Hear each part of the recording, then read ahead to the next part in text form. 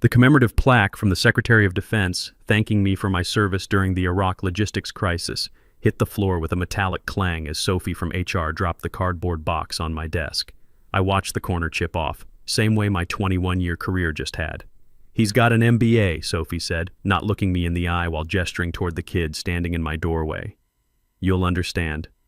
My name is Austin Patterson, though everyone calls me Ace. I'm 47 years old, and I just got fired from a job I'd held longer than some people have been alive. The kid in my doorway wore a suit that probably cost more than my monthly truck payment. Hell, probably more than my mortgage payment too. And that's saying something since my wife Jenny and I are still paying off the house we bought when we thought job security actually meant something. "Cameron Walsh," he announced, sticking out his hand like we were meeting at a country club. "Wharton MBA, summa cum laude. The board is excited about bringing innovative approaches to regulatory management." 21 years. 21 years I'd kept Alpine Industrial Solutions compliant with every agency from OSHA to the EPA. I knew which inspector liked his coffee black with 2 sugars, never packets. I'd attended retirement parties for federal regulators I'd worked with since Bush was president. The first Bush. I'd built relationships that kept this company from getting shut down more times than I could count. "The nameplate comes right off," Cameron added, already eyeing my office like he was measuring for new furniture. "I've got some ideas about modernizing this space. Maybe some contemporary art. Update the whole vibe." The whole vibe. This kid was talking about vibes while I was thinking about how I was going to tell Jenny we might have to delay our daughter Sarah's college payments again. She's a junior at Colorado State studying engineering, and we'd already borrowed against the house once to keep her there. Without saying a word, I opened my desk drawer and pulled out my leather portfolio. The one with 21 years of personal notes on every regulator, every inspection pattern, every relationship I'd built. Personal observations that weren't in any company database because I'd learned them over beers after long inspection days, or at retirement parties, or during those casual conversations that happen when you've earned someone's trust over 2 decades. I set it in the box next to the family photos Sophie was awkwardly collecting. The picture of Jenny and me at our 20th anniversary dinner, Sarah's high school graduation photo, my Navy unit from Desert Storm. Most of those guys scattered across the country now, but we still keep in touch. "Multi-agency inspection starts at 4 p.m., I said quietly, checking my watch. "OSHA, EPA, and DOT. Joint operation." Sophie looked up from packing my coffee mug, the one Sarah had made me in high school pottery class with "World's Best Dad" painted in uneven letters. "We'll handle it, will you?" I asked. "Deputy Director Torres is leading today's team. His son Jason just deployed to Afghanistan for his 2nd tour. His wife Maria's been dealing with breast cancer treatments at University Hospital. He takes his coffee black with exactly 2 sugar cubes, not packets. And he expects whoever runs compliance to know the updated protocols his department released 3 weeks ago regarding multimodal transportation safety." Cameron laughed. Actually laughed. "I memorized the entire regulatory framework during my onboarding week. Plus, I've got digital access to all the latest updates. I think I can handle a routine inspection." I picked up my security badge, the one I'd worn every day for 21 years, and dropped it on top of the box. The small metal clink seemed to echo in the suddenly quiet office. "Good luck with that," I said, and walked out. The entire floor went dead silent as I passed. Janet from accounting covered her mouth with her hand, looking like she might actually cry. Wade from operations stared at his shoes. Melissa from procurement just shook her head. Nobody said a word.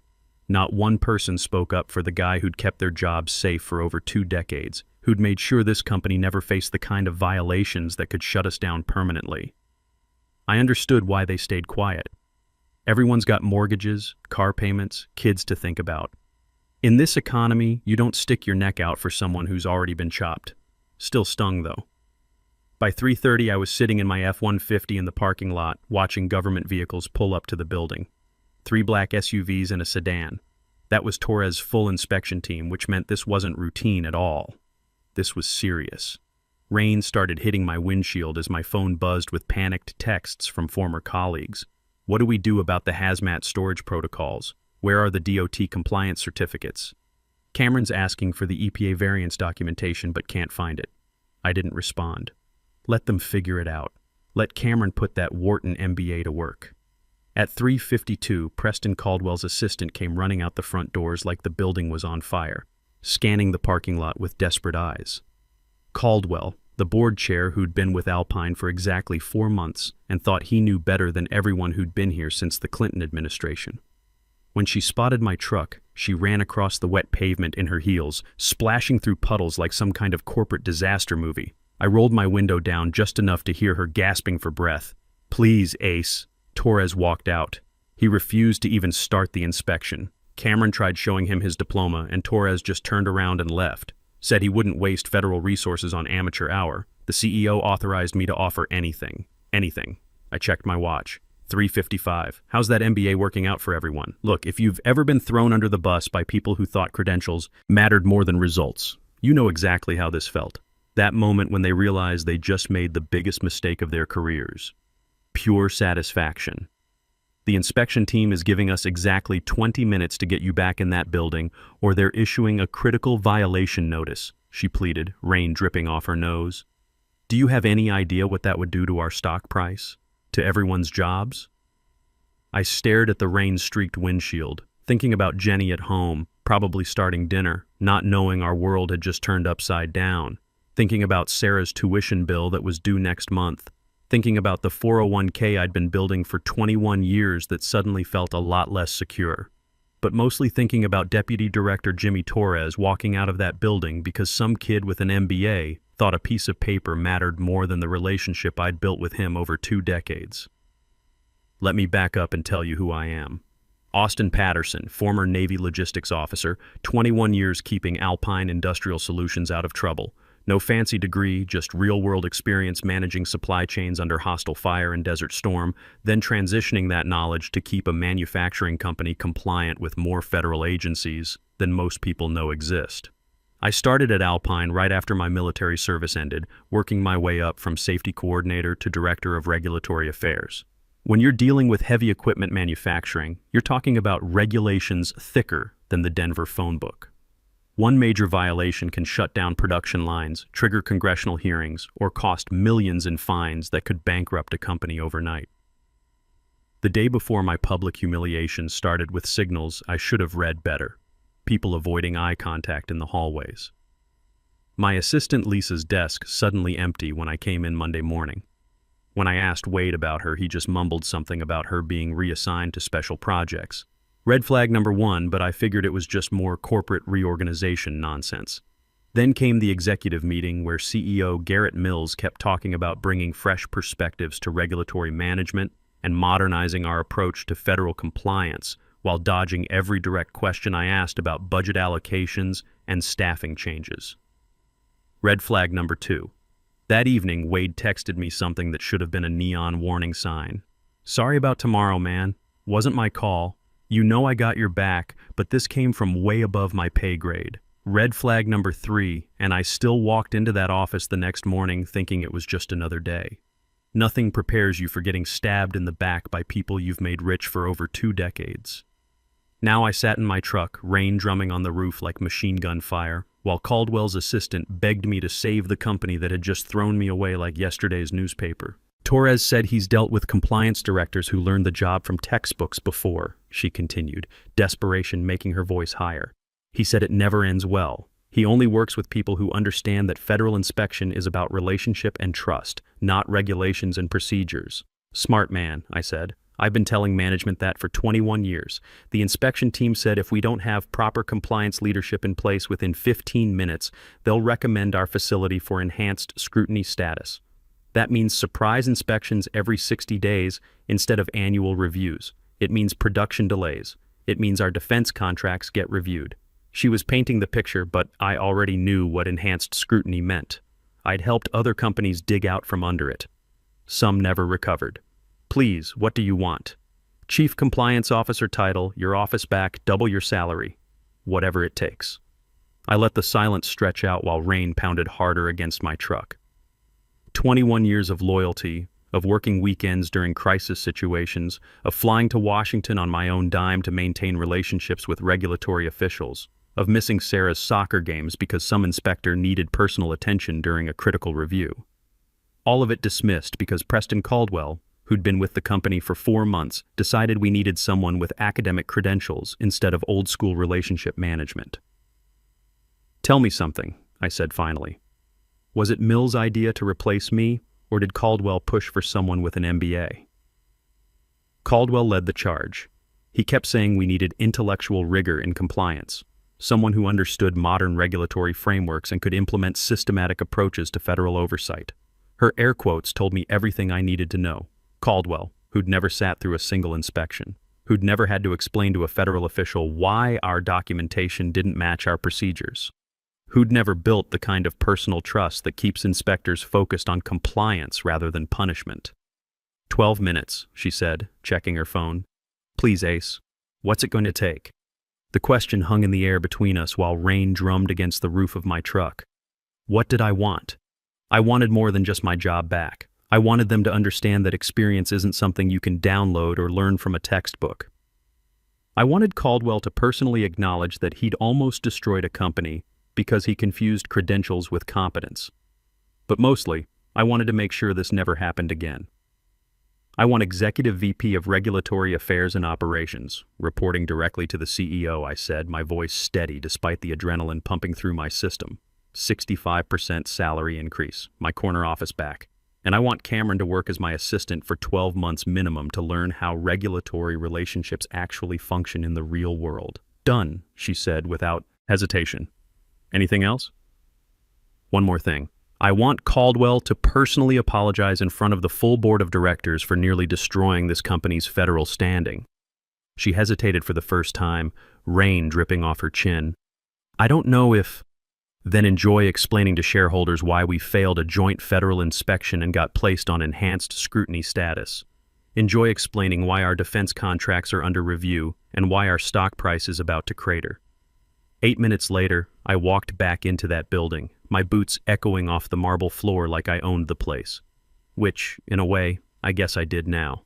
Executives lined the hallway looking pale as ghosts. Mills stood near the elevator, tie loosened, sweat visible on his forehead despite the air conditioning. Torres sat in the main conference room with his inspection team, arms crossed, clearly annoyed but still professional. 2 OSHA inspectors, 1 EPA specialist, and a DOT compliance officer. I knew all of them personally. The moment Torres saw me, his expression softened slightly. Cutting it close, Ace. Traffic, I said with a hint of a smile. How's Jason handling his second deployment? Better than Maria and I are handling it, he replied. Kid calls when he can. Says the food's worse than his mother's cooking, which is saying something since she burns water. His eyes shifted to where Cameron stood clutching a binder with white knuckles, clearly out of his depth. Your colleague here tried telling me the hazardous waste storage requirements changed last month. I nodded. They did, Jimmy, but only for Class 3 materials, and only after completing the additional stability documentation your department approved in conjunction with EPA last quarter. The change doesn't affect our current storage protocols because we're still using the enhanced containment system we installed in 2019. Torres raised an eyebrow, impressed despite himself. You read the updates. I helped draft the industry comment letters on them. Remember that conference call in September where they asked for input on implementation timelines? For the next 3 hours, I guided Torres and his team through every department. I introduced him to new employees, remembered details about his family and his colleagues' careers, and made sure every regulation wasn't just met, but exceeded. When we reached the hazmat storage area, I pulled out documentation that Cameron couldn't have known existed because it lived in relationships, not filing cabinets. Here's the correspondence with your office about the variance request we filed last year, I said, handing Torres a folder. And here's the follow-up documentation showing we exceeded the recommended safety margins by 30%. Behind me, Cameron followed silently, watching as I navigated complex federal compliance through relationships built over 2 decades. I could see him starting to understand that regulatory management wasn't about memorizing rules. It was about understanding the people who wrote them and the reasons they mattered. When Torres finally signed off on the inspection, declaring us fully compliant with commendations for proactive safety measures, CEO Mills pulled me into his office. That was... Jesus, Ace. You're irreplaceable, he said, slumping into his chair like he'd aged 10 years in one afternoon. I tried to tell you that yesterday, I replied, not bothering to sit down. We made a serious mistake. Yes, you did. I leaned forward, hands on his desk. Now let's discuss how you're going to make sure it never happens again. What Mills didn't know, what none of them knew, was that I hadn't just come back to save one inspection. I had information. Information that could reshape our entire competitive landscape. See, during my 2 decades of building relationships with federal agencies, I'd learned more than just how to pass inspections. Inspectors talk to each other. They share concerns about companies they've reviewed. They discuss patterns they've noticed across the industry. Over the past 6 months, through casual conversations and industry contacts, I'd been hearing disturbing things about our 3 biggest competitors. Companies that had been undercutting our bids, winning contracts with suspiciously low overhead costs. That evening I made some phone calls, called in some favors, asked some careful questions. By the next morning, I had a clearer picture of what was happening in our industry. Alpine's biggest competitors, Rockwell Manufacturing, Titan Industries, and Consolidated Equipment, had been systematically cutting corners on safety protocols while paying off mid-level regulatory officials to overlook violations. I spent the next 2 weeks quietly gathering evidence, using relationships I'd built over 21 years to piece together a pattern of corruption that went deeper than anyone suspected. Phone calls to inspectors I'd worked with in other regions, conversations with federal officials who trusted me enough to share their concerns. Meanwhile, I brought Cameron to every regulatory meeting, every inspector consultation, every compliance review. Despite my initial skepticism, the kid was actually sharp when he stopped trying to impress everyone with his MBA and started paying attention to how things actually worked. "Why did you thank Inspector Rodriguez for finding that minor labeling discrepancy?" Cameron asked after one facility review. "Shouldn't we want 0 findings?" "Rodriguez prides herself on thoroughness," I explained as we walked to the parking lot. By acknowledging her professional competence, I reinforced her sense of value. She found something minor because she needs to justify her inspection time, but she overlooked 3 potential major issues because she trusts our overall compliance program. Cameron stopped walking. That's brilliant. They definitely didn't teach relationship psychology at Wharton. "No business school teaches 21 years of trust building," I said, "but you can learn it in 12 months if you pay attention and stop thinking your degree makes you smarter than everyone else." 2 weeks later, I stood before the full board of directors. Cameron sat in the corner taking notes as I'd instructed, no longer the arrogant kid who'd tried to take my office. Caldwell approached the podium looking like he was facing a firing squad. "I want to formally apologize to Executive Vice President Austin Patterson," he began, each word clearly painful. "My decision to replace him was made without understanding the critical value of institutional knowledge and relationship management in regulatory affairs. It was a significant error in judgment that nearly cost this company millions in fines and could have destroyed our federal contracting status." I nodded professionally, the picture of gracious acceptance, but inside, I knew this was just the opening act. "Thank you, Preston," I said, standing to address the board. "Now, let's discuss some information that's come to my attention regarding industry practices that could significantly impact Alpine's competitive position." I activated the presentation screen, displaying a chart showing compliance violation rates across our industry. As you can see, Alpine's violation rate is substantially lower than our competitors. But there's something interesting in these patterns. The next slide showed inspection frequency data. Notice that our 3 main competitors, Rockwell Manufacturing, Titan Industries, and Consolidated Equipment, have remarkably few surprise inspections despite having higher violation rates when they are inspected. Board members exchanged confused glances. Mills leaned forward. "What are you suggesting?" "I'm not suggesting anything. I'm presenting evidence." I clicked to the next slide, showing financial transactions and personnel records that had taken me 3 weeks to compile through my network of federal contacts. These companies have been systematically bribing mid-level regulatory officials while cutting safety corners to underbid us on federal contracts. The room erupted in overlapping questions and shocked murmurs. I raised my hand for silence. Federal investigators have been building cases against all 3 companies for the past 6 months. They kept me informed because of the trust relationships we've built over 21 years. These companies will face criminal charges within the next 2 weeks. Caldwell's face had gone ashen.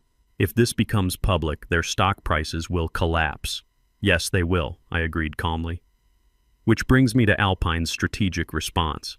I distributed folders containing my detailed analysis. We have two options. Option 1, become a key witness in the federal investigation, sharing our industry knowledge and compliance expertise. This provides us immunity, positions us as an industry leader in ethical practices, and gives us preferential access to government contracts when our competitors face debarment. Mills flipped through the documents, eyes widening. And option 2, be investigated alongside them.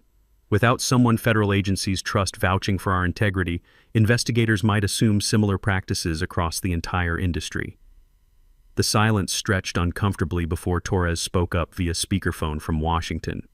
I'd arranged for him to join the meeting to explain the federal perspective. The Department of Justice is forming an industry task force to reshape federal contracting standards. His voice crackled through the speaker. We need companies with proven compliance records and ethical leadership to help develop new oversight frameworks. Alpine is being considered for a leadership role, assuming you have the right compliance expertise in place. I clicked to my final slide showing projected contract awards and market share gains. Our compliance reputation, combined with our competitors' legal troubles, positions us to capture approximately 40% additional market share over the next 18 months. Estimated additional revenue, $180 million annually. The board sat in stunned silence, processing the magnitude of what I was proposing. This restructuring plan, I continued, tapping the folder, expands our compliance department, establishes an ethics committee reporting directly to me, and creates industry advisory positions that will give us unprecedented influence in federal contracting standards. Mills looked like he was doing complex math in his head. Austin, this would fundamentally change our position in the industry. Yes, it would. The same way nearly losing our federal compliance status would have fundamentally changed our position yesterday. 3 weeks later, news broke about the federal investigation. As predicted, our competitors' stock prices collapsed as violation details became public. Rockwell Manufacturing faced bankruptcy within a month. Titan Industries lost all federal contracts. Consolidated Equipment's board voted to restructure under federal supervision. Alpine Industrial Solutions, positioned as the whistleblowing company with model compliance systems, saw our stock price increase 31% over 2 weeks. Government contracts started flowing our way as competitors faced debarment. I sat in my expanded corner office, now with an adjacent conference room and a view of the mountains, reviewing applications for my growing compliance team. Cameron entered with afternoon reports, no longer trying to prove himself, just doing solid work. Rockwell's CEO resigned this morning, he announced. Their board is interviewing candidates for federal oversight compliance. Expected, I said, signing off on vendor agreements that would have gone to competitors 6 months ago. How are we positioned for their military logistics contracts? Already submitted preliminary bids. We're the frontrunner given our cooperation with federal investigators and our compliance record. That afternoon, Torres called with the news that would complete my transformation from fired employee to industry leader. The Department of Defense is forming a permanent industry advisory committee to reshape compliance standards across all federal contractors, he said. They want someone who understands both government requirements and industry realities. Someone with integrity and proven relationships across multiple agencies. I looked out my office window at the company campus below, thinking about Jenny's reaction when I told her about my new salary and bonus structure. Thinking about Sarah's college tuition being fully covered now, with money left over for her graduate school plans. I'd be honored to serve, I replied. When I hung up, I opened my desk drawer and looked at the new nameplate that had been installed yesterday. Austin Patterson, Executive Vice President, Regulatory Affairs and Operations. Cameron's 12-month apprenticeship ended last week. Yesterday, I promoted him to Deputy Director of Compliance. He'd earned it through performance, humility, and genuine learning rather than credentials and connections. Why give me this opportunity after how I came in? He'd asked when I offered the position. Because the best revenge isn't destroying your enemies, I told him. It's transforming the entire system so no one can make the same mistakes again. If you've ever been underestimated, pushed aside, or replaced by someone with better connections but less competence, I hope my story hits home. The sweetest payback isn't just getting your job back. It's reshaping the entire game so thoroughly that your value becomes undeniable. Your experience is your superpower, even when others can't see its worth. Sometimes you just have to prove it.